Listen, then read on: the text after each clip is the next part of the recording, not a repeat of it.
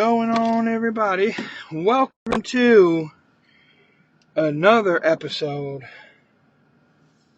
of the Beyond the Junkyard podcast. I am your boy, Junkyard James.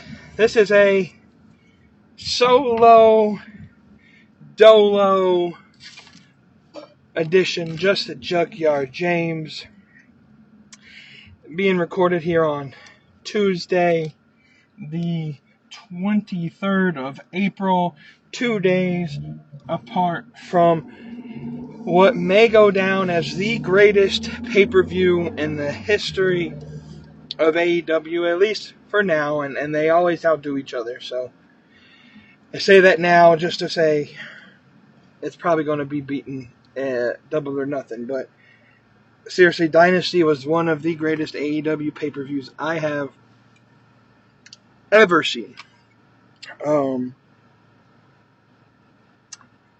And I made a post on social media yesterday. I was trying to record this yesterday, and let's go behind the fourth wall a minute here. Let's go behind the curtain.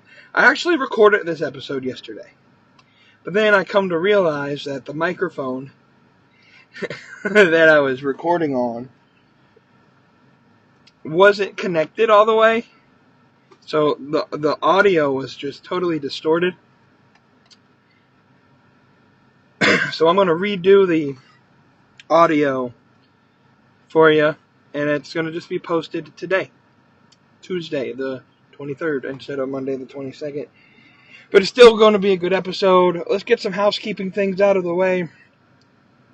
JunkyardMediaGroup.com is the place to go for all your stuff Beyond the Junkyard podcast related. Hit the shop button on the website on the top banner. It'll take you to our merch site, or you could just type in the URL beyondthejunkyard.com. Either way will take you to the merch site. Click the link there for all of our audio podcasts, and all of our social medias are posted multiple times on the website. Like our Facebook page, follow us on X, subscribe to our YouTube, follow us where you listen to your audio podcast, Apple or Spotify. Give us a big review, a 5-star review on Apple or Spotify. Let everybody know why you enjoy listening to this podcast and why other people should listen to it. But the biggest thing you can do as we grow this community is join the Discord. The link to the Discord is also at junkyardmediagroup.com. That is where a lot of our conversation as a community takes place when we're not recording podcasts. And it's fun.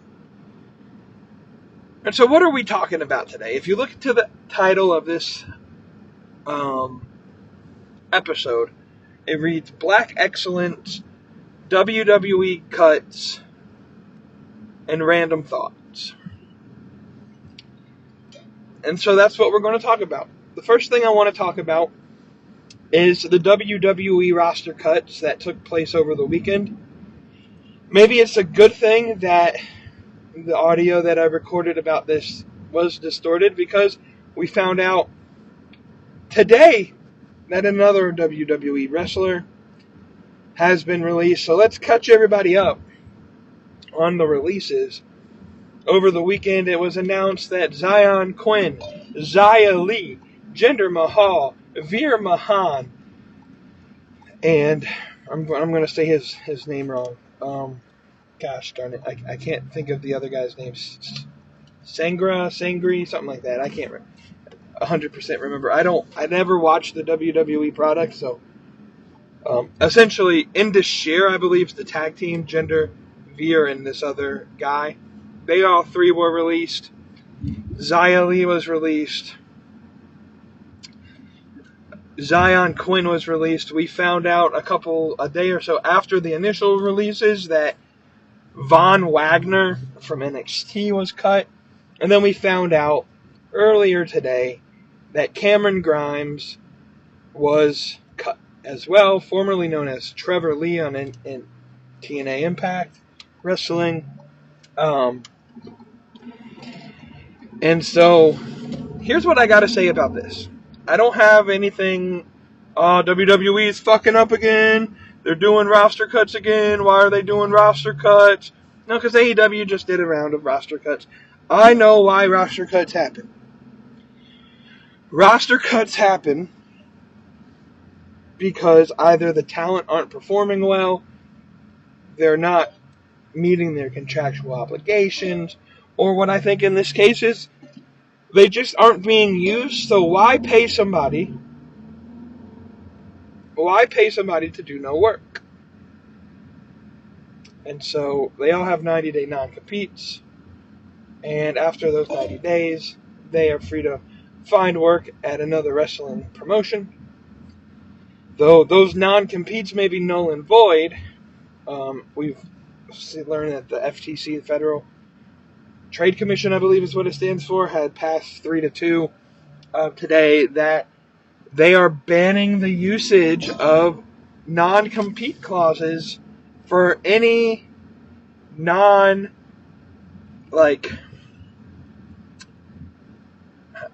higher up positions. So EVPs would have can still have non-competes. People in high places in a company. And that's not just in wrestling. I think that's every business. Non-competes are now essentially banned.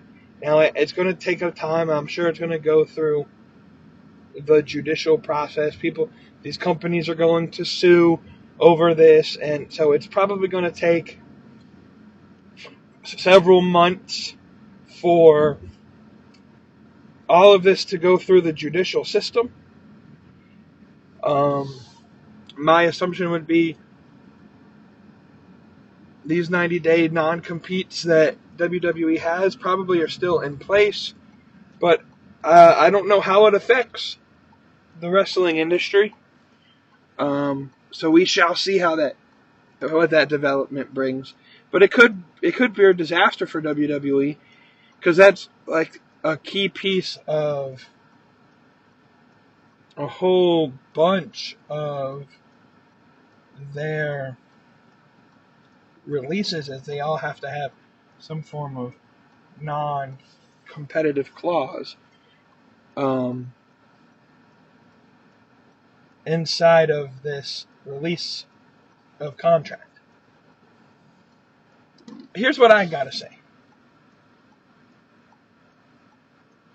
I hope that every wrestler that was cut can find work again somewhere.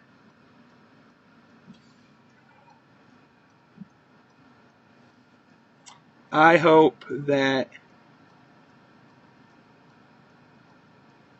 eventually down the line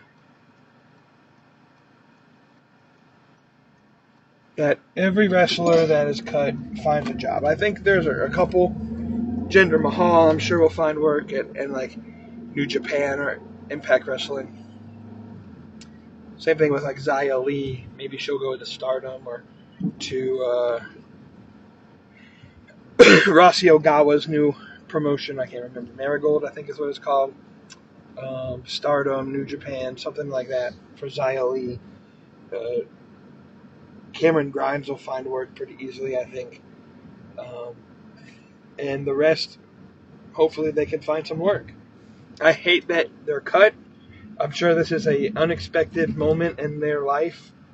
I would assume WWE doesn't,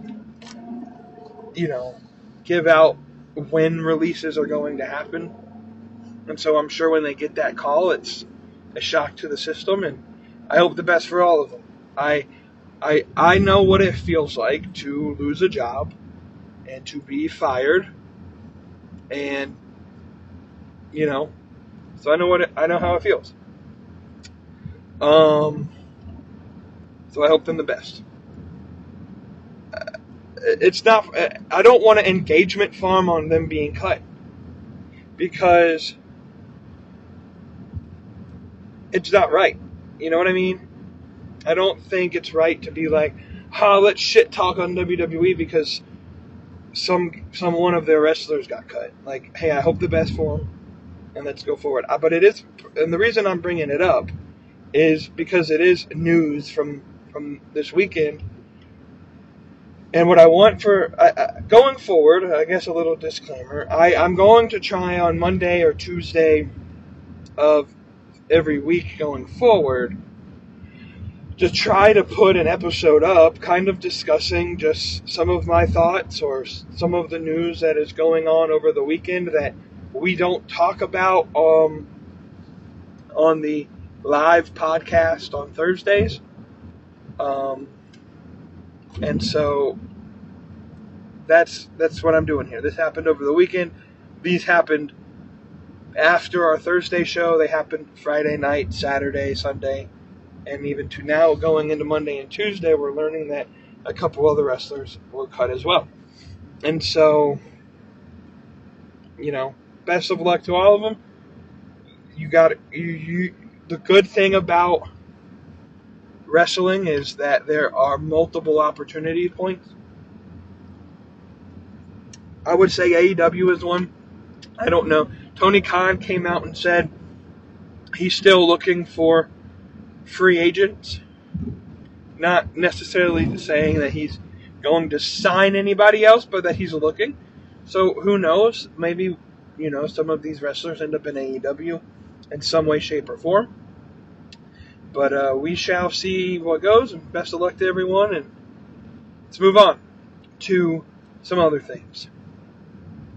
I want to hit the point of this topic of, I want to save the beginning piece, the Black Excellence piece, for the end, because I think that's going to be the main segment. So let's talk about some random things that, I don't know, I just have opinions on in the wrestling sphere. The first one, I saw a tweet, I think it was yesterday, Monday, talking about AEW Dynasty, and the fact that they had 6,200 tickets sold, that was the perfect size arena for pro wrestling. And it got me thinking, because I've been to WrestleManias, and I've been to super duper indie shows with like 300 fans in a auditorium in some podunk town. I've been on both scales. I've been to WrestleMania, and I've been to these super local shows. And I actually tend to agree. The smaller the venue, the more inclusive I feel the environment is, and the more, you kind of feel the excitement of the crowd. And don't get me wrong, WrestleMania is the pinnacle event to go to as a wrestling fan in this current moment, and maybe for the end of time. Every fan's dream is to go to WrestleMania. My experience at WrestleMania was pretty fun. Now, I was half sick for most of it, chest cold, congested, didn't really feel all that well. I didn't really, but I went to Access and took part of that in some limited fashion. We watched the Hall of Fame. I saw my guy Kurt Angle get inducted in the Hall of Fame in Orlando. The Raw after SmackDown, after Mania, the SmackDown after Mania, because at this point in time, SmackDown was on Tuesday, and so we went down like on a Wednesday and spent the whole week. The experience of the whole week It's still the greatest experience you could go to. But the events themselves, the wrestling shows themselves, like Raw after Mania, was probably more fun to watch than Mania itself. And the reason is, is the smaller venues, you're closer to the fans, you're closer to the wrestling. I sat in an 80,000 seat arena, basically needing a binocular set to see a lot of the action if I wasn't to watch on the video board. I mean, I've been to shows where, there's 500 people, but if you bought a VIP ticket, they at the end of the show, the last match, they let you hop the barricade and surround the arena, the ring, while Deonna Purrazzo and Kenzie Page were wrestling, and it was just super intimate. And I guess it kind of depends on the type of fan you are, and that's fair. I love the feeling of the intimacy of wrestling. Feeling that I was watching really good wrestling and I saw this happen, or I got to play a piece in some way, shape, or form. The intimacy of a smaller venue,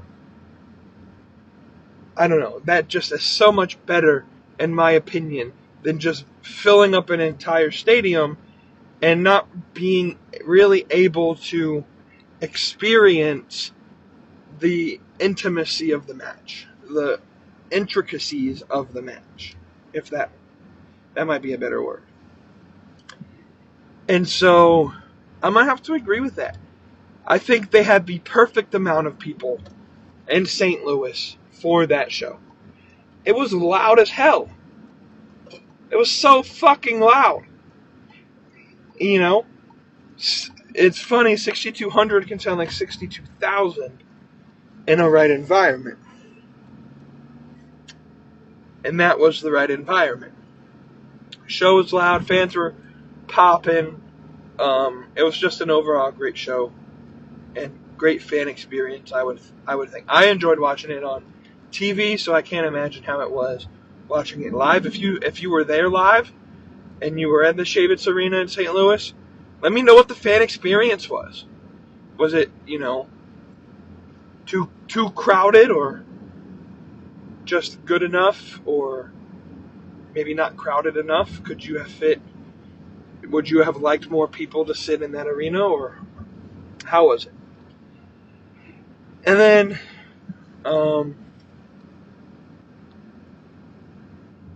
one other thing that I kind of want to talk about before I get to the main topic is the topic of wrestlers and the wrestling promotions taking shots at each other.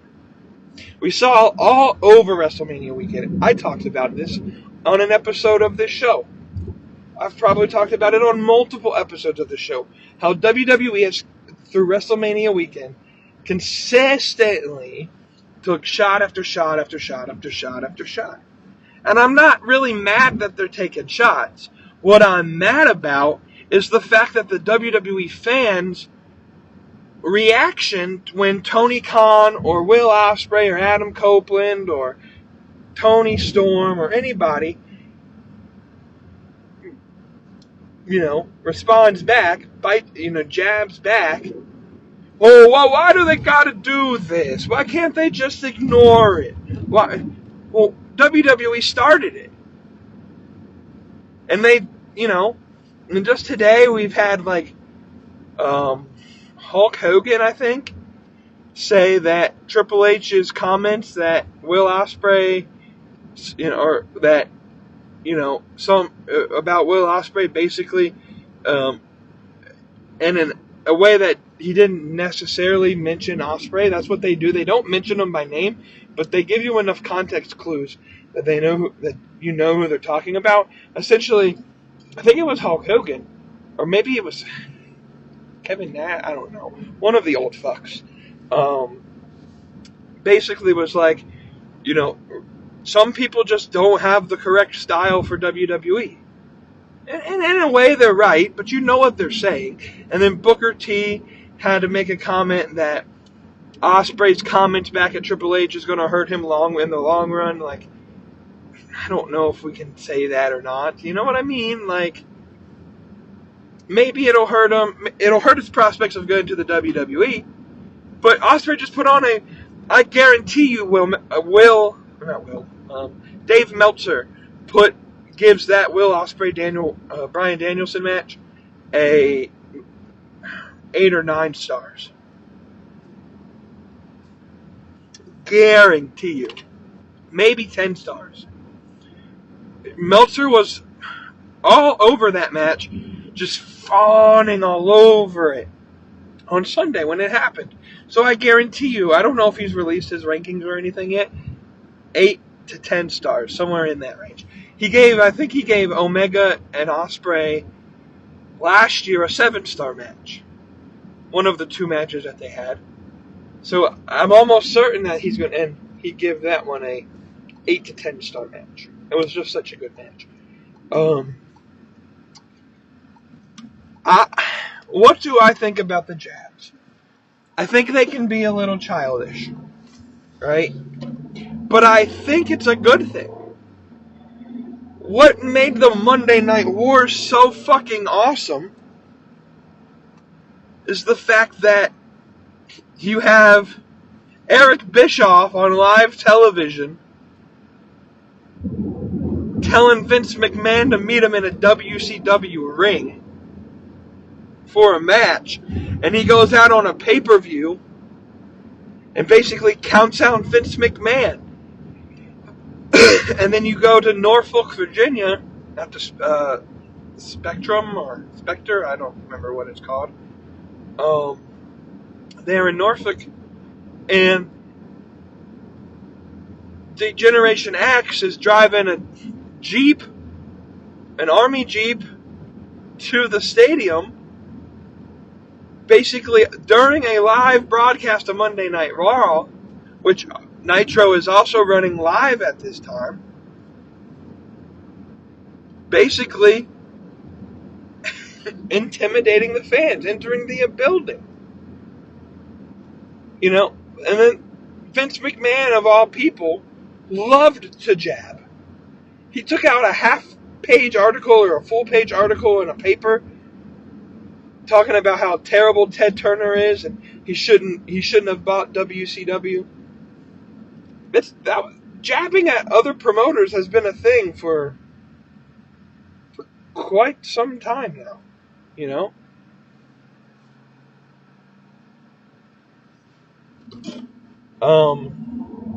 And so, I don't know, man. I don't have a problem with it. It's childish and petty, but like the competition side of it is like, I think it's good. Controversy of any kind creates cash. Let's just be honest. Controversy of any kind creates cash. And it just does. People love to see drama. And it's like, look, I don't like it when there's just this onslaught attack by WWE. But I don't mind it. I don't like it. But I also am going to say, like, hey, WWE, if you're going to dish it out, expect to get some back. You know? And so that's where I'm at on that. I don't mind it. It's childish, it's petty, but it's just part of the environment. And I think it puts more eyes on the product. And isn't that what we want? More people to watch wrestling? More people to have an opinion about wrestling? I don't like the accounts on social media on both sides of the aisle that are like, they basically engagement farm. They just post stupid shit just for they can get impressions. And I talked about this, I think, on an earlier episode, where there's just some accounts that this is their lifestyle, so they got to put out those cringy posts to get the views, to get the impression, so they can get that big payout from social media, from Twitter, or from X or YouTube or whatever. And so I don't mind it, but as long as one side's going to throw it out, they need to expect the other's going to have the ability to respond. That's just what pisses me off is when WWE fans go like, well, why did Ospreay have to say this? And why did Copeland have to say that? And why did Tony Storm have to mention Cody Rhodes and blah, blah, blah. Like, Cody Rhodes was like the most petty of them all. Remember when he took the sledgehammer to the King's chair? A total shot at Triple H at, what was it, Double or Nothing 2019, I think it was. Cody Rhodes is the pettiest of them all. He'd fight back too if he was given a chance. You know? I don't know. If you dish it, expect it back. That's just my opinion on it. Alright. And so we get to the last piece. And this Sunday at AEW Dynasty, Swerve Strickland defeated Samoa Joe to become the AEW World Heavyweight Champion. Willow Nightingale also defeated Julia Hart to win the TBS Championship. And let me tell you why this is so important. Swerve Strickland goes to the media scrum, and the first thing he says is, I just got to let you know, the champ is black. You know, or my champ is black, or something like that. And let me tell you why it's so important. Because there's been a stereotype about pro wrestling, especially WWE pro wrestling, for as long as I can fucking remember. There's been the stereotype that if you're black, or you're a woman, or if you're some other minority, you can't be the top guy in a wrestling promotion. And yet Swerve Strickland is that top guy. I mean, fuck, it took WWE how fucking long to get their first black world champion? I think 30 years. And granted, it was a different time, but still, it took AEW 5 years. I think that's been, I think Swerve Strickland could have been champion a while ago.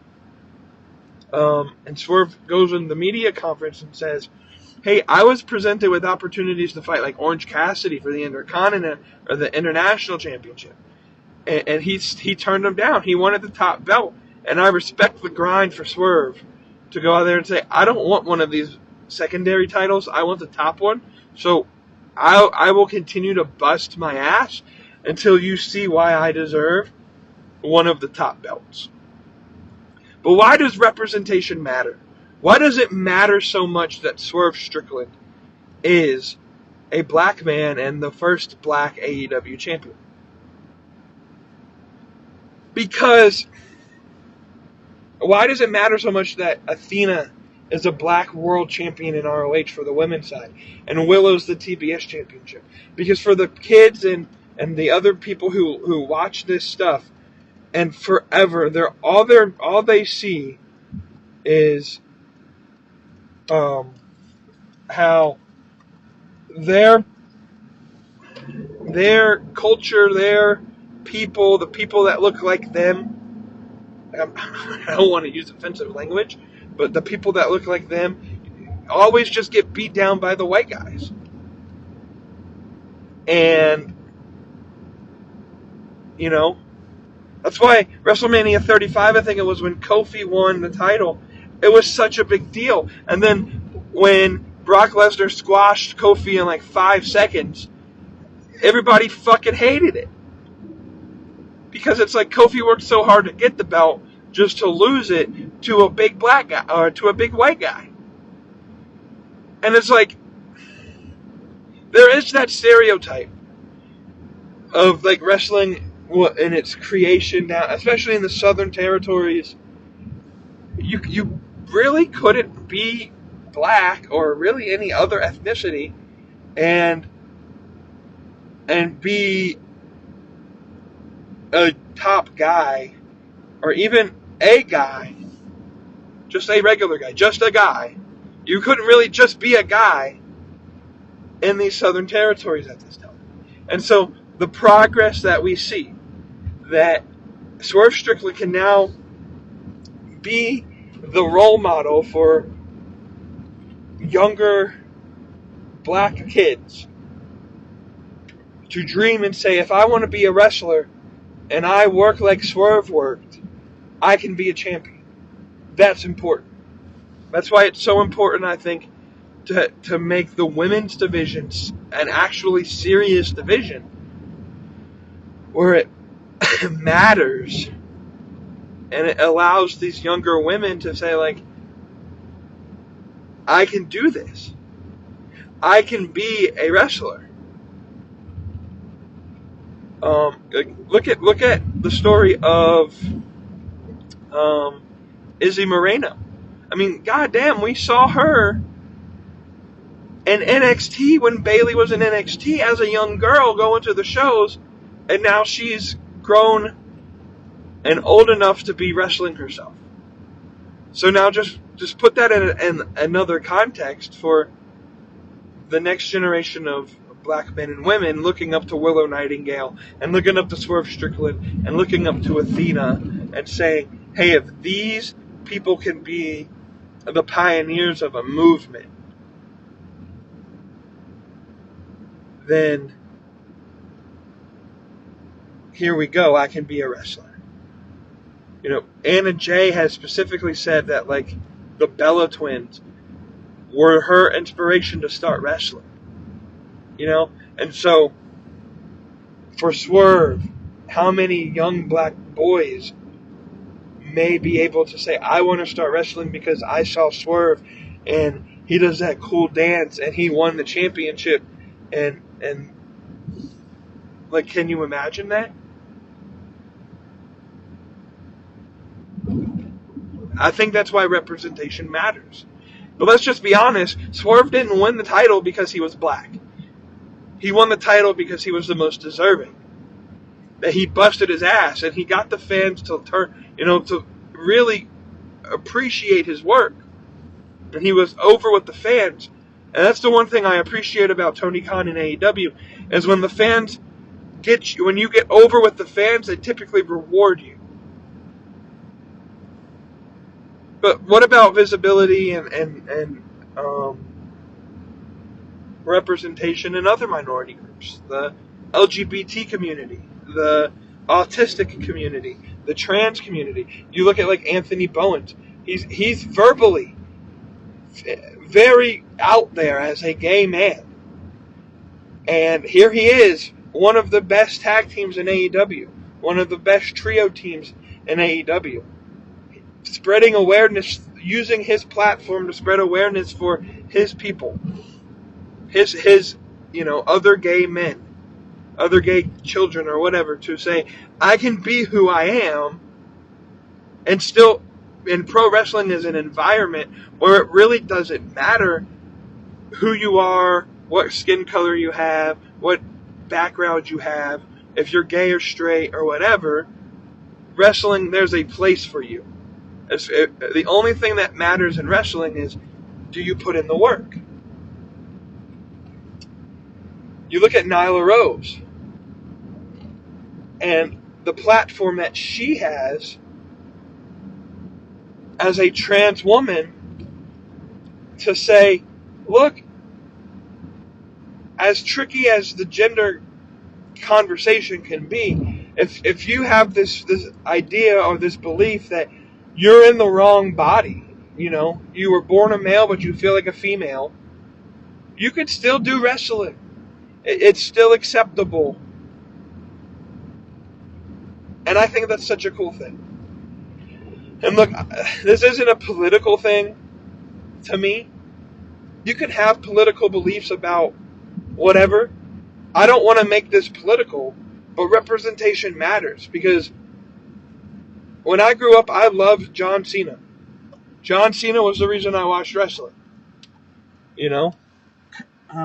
And so, if I had that role model in John Cena, right, as a young child, John Cena was like the superhero for all the young kids. But I don't understand. I'm a white guy, right? I'm a white guy. I don't know the struggle. Like, I am the least minority of everything. I'm straight. I'm white. I'm a male. I don't have any, I'm not to say that I don't have any issues. Everybody has issues, but I don't know any struggles of any other people that any other people may go through. Could you imagine? Can you imagine as a young girl watching wrestling and the only thing other women were viewed for was the fact that they got a nice ass and a nice rack of titties? Not for their in-ring work, And then all of a sudden, Trish and Lita show up. And then the Divas division came in, and they were basically still treated as, ass and titties. Until the Women's Revolution. Can you imagine how many women started appreciating wrestling? Because of Charlotte and Becky and Paige and AJ Lee and the Bellas and Bayley and Sasha, Becky Lynch.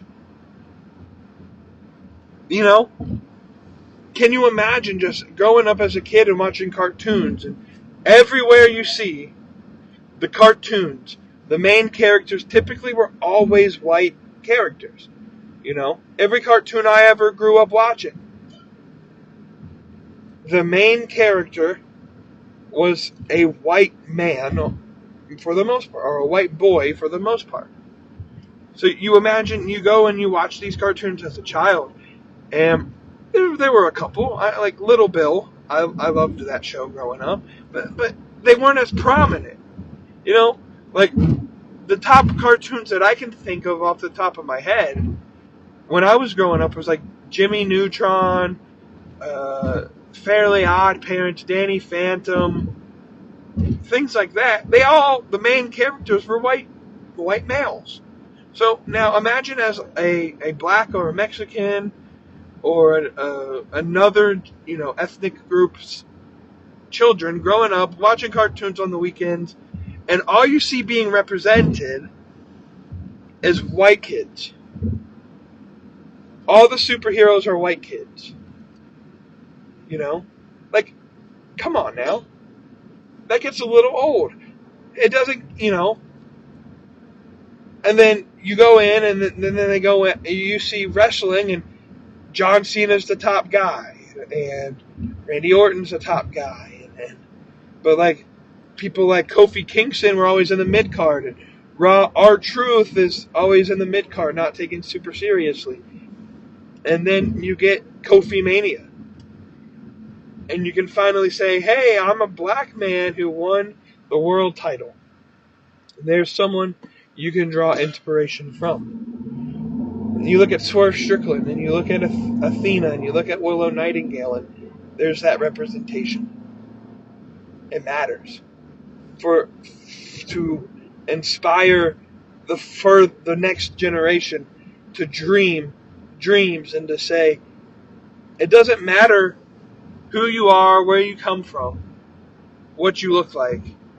And wrestling is for everyone. And it doesn't seem that way, but that's what I loved about when I went to WrestleMania. To go back to a previous topic, when I went to WrestleMania, the greatest thing of that event was there were people from all over the goddamn world that convened in Orlando, Florida for the same thing, and that is to watch wrestling. And that's what's so great about wrestling, is that it doesn't matter who you are or where you're from. Or at least it should. I'm not going to say there aren't promotions who have some sort of racial bias. Vince McMahon to be one. I think he has. I don't have any proof to the claim, but I think Vince McMahon had a racial bias on who was his champion. Like he kept putting the champion on Brock Lesnar and Goldberg. Kofi gets the belt for like a day, and then it goes back to Brock. You know, I don't know, man.